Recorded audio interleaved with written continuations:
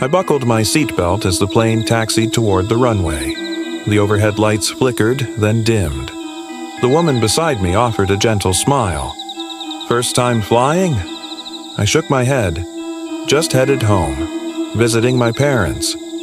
"That's sweet," she said, voice soft and certain. She reached over and patted my hand. "I'm sure they'll be glad you did." I blinked. Her touch lingered. I offered a quiet smile and turned to the window. The plane lifted. A crinkling snack bag. Somewhere behind us, laughter. A familiar rhythm settled into the cabin. The hush of ascent didn't plan on staying long, just a few days. The scattered sounds of passengers adjusting. A cough. I leaned into my seat. I'd booked the ticket 2 nights ago. Maybe we'd talk. Maybe, just maybe, me coming back would make my leaving hurt less. Didn't pack much, long enough to sit across from my father, long enough to hear my mother say my name like it still meant something. Maybe we'd cook. "I'm Beth." I turned around. "James." "Where are you coming from?" she asked. "A motel." I hesitated, then added, "Needed a break." She nodded, like she understood. I paused.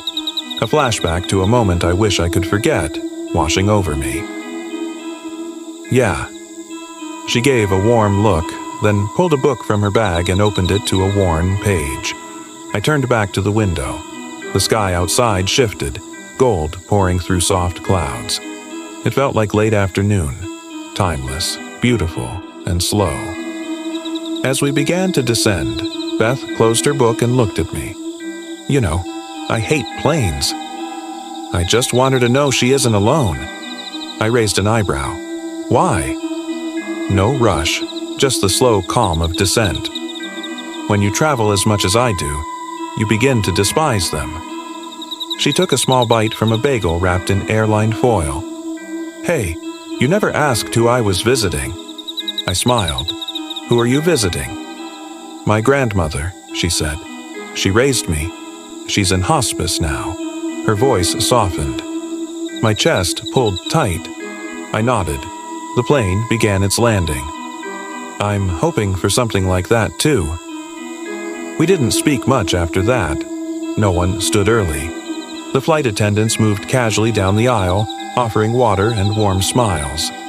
The cabin lights flickered once and a soft chime rang overhead. Then the pilot's voice came through the speaker, smooth and full. "Attention, all Flight 7 passengers. We have reached our destination. For those crossing over, please rise and exit the cabin first."